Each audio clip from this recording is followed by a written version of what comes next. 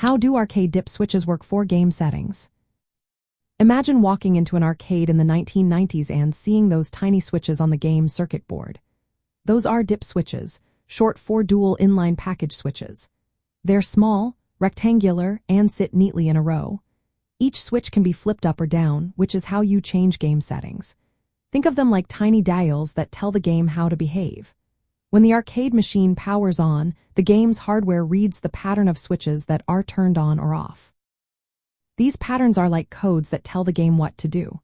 For example, if a switch is on, it might mean the game starts with more lives, or it could set the difficulty level. If it's off, the game might be easier or have different rules. Usually these switches are grouped in sets of 8, making an 8-bit binary number. Each switch corresponds to a specific value like 128, 64, 32, and so on. When you combine the on and off positions, you create a unique code. The game's firmware then interprets this code to set options like how many credits are needed to start, whether sound is enabled during a tracked mode, or if the game is in free play mode. These switches are simple single-pull, single-throw switches. When flipped on, they close the circuit, sending a signal to the game's circuit board. When off, the circuit is open, and no signal is sent. This simple design made them very reliable and easy to produce.